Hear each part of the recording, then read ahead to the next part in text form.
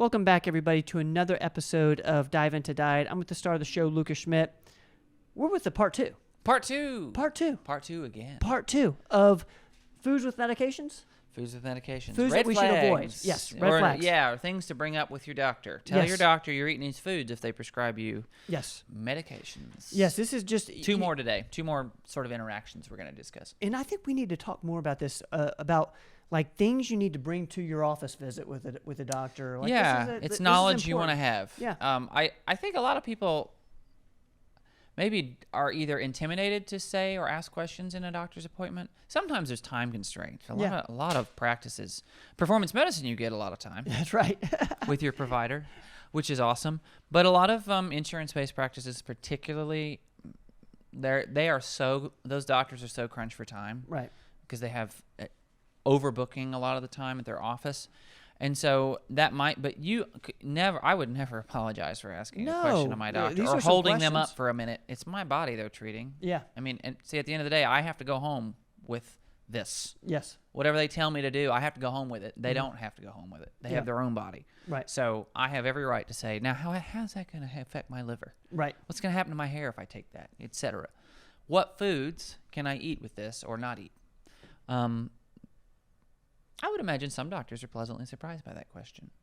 It's got to be frustrating to doctors with patients who don't care about their health. I agree. And so if they have one that's actually interested, maybe they might be like, oh, you're asking me a fun question. Let's answer it. Avoid these Let's foods. hope that's the kind of doctor you've got. That's right. All right. And keep just a reminder, I say this all the time, but I'm not a doctor. Okay? I'm the food guy. I'm food. So these suggestions, again, you have to ask your doctor about them and bring them up with your doctor. That's mainly why we're doing the episode, is you need to bring these things up. Yep. So we're doing two more interactions. We did two in the last one, which was blood pressure medications and some other medications, primarily blood pressure with grapefruit, and calcium source foods, primarily dairy products with antibiotics. Yep. Today, we're going to discuss...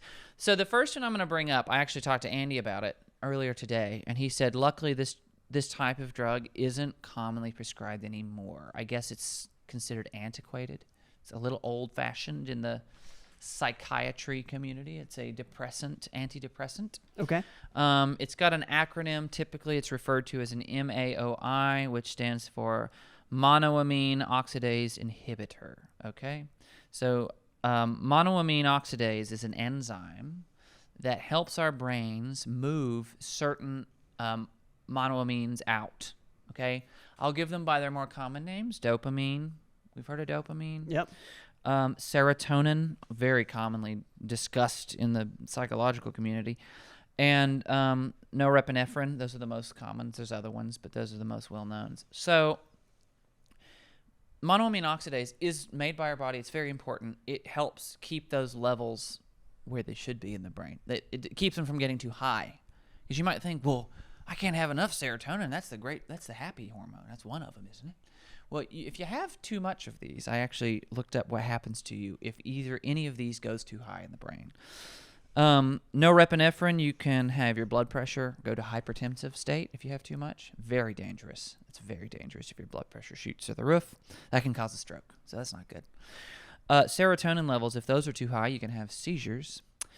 And if you have too much dopamine, you can have a really terrible case of ADHD. You can be like out of your mind. So like all over the place. So you're going to have like excitability, maybe irritability. So we don't want those to be too high. Okay. Now, people with depression often have too low levels of one of those for whatever reason. So my understanding of MAOIs was, well, we're going to inhibit the thing that flushes it out of the brain because the levels are already too low. So now we have sort of a normal amount. It rations it more than brings it up. It doesn't bring it up. It rations it.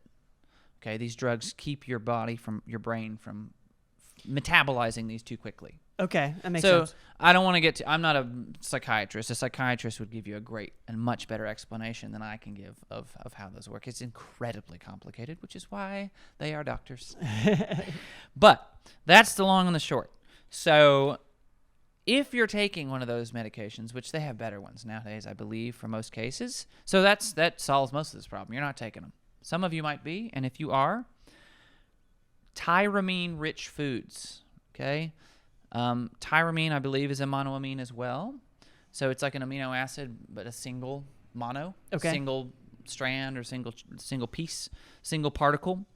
Chocolate, red wine, or any kind of preserved meats, like aged meats, like sausage and mainly sausage or pepperoni, things like that. Yeah. And aged cheeses and soy products are high in tyramine.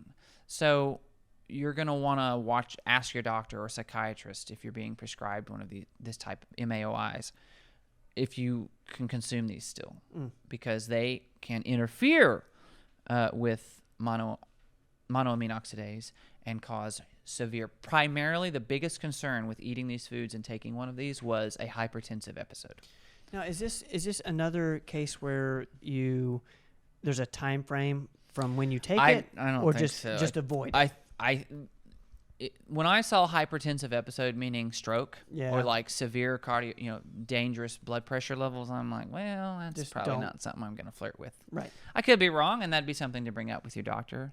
Can I eat this if I take my medication right when I wake up? Can I eat this for dinner? Right. Can I do that? Because that might be plausible. Right. But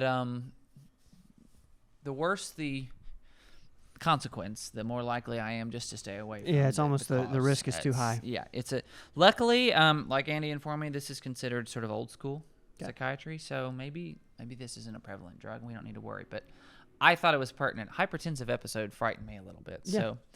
So the next one is, this one's a little interesting, and this one I think is very pertinent to now because hypothyroidism is very common. Mm-hmm. So that's where the thyroid gland isn't doing enough. Hyper is doing too much.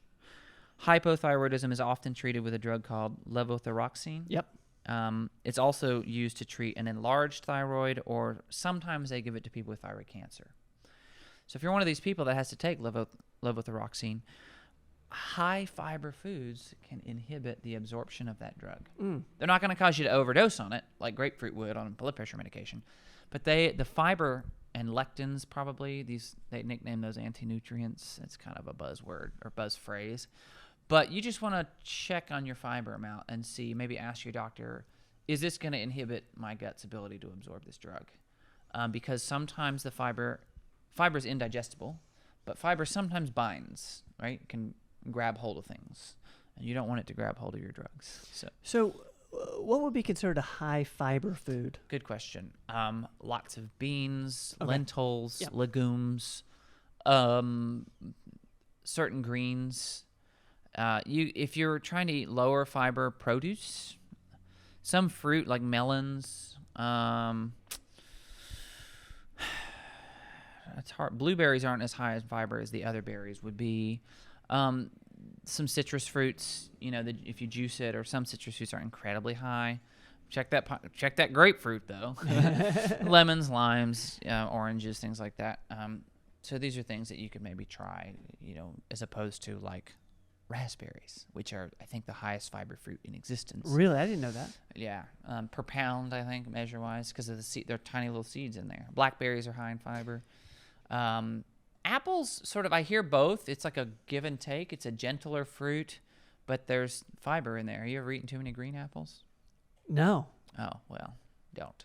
I've eaten too many Brussels sprouts, and that was a nightmare. That was the last thing I ate before my appendix rupture. Oh my gosh. I'm not saying that caused it. Don't say that. But my brain associates those with the worst experience of my life. So Interesting. I can't eat them. Yeah, I used to love them. I ate a whole bag of them the night before. So, like, I woke up at 4 a.m. after eating probably a pound. Ugh. I roasted them, and I thought, man, these are so, yeah. And I woke up and I thought, ooh, I didn't roast them enough. They were too raw. I'm coming out of my skin. It wasn't that, but you get sick on a food. It's years before you can even. No, I don't blame touch you. it. Yeah. But the Brussels sprouts would be a high fiber. Yeah. food. Cruciferous things are usually high fiber. Broccoli, cauliflower, things like that.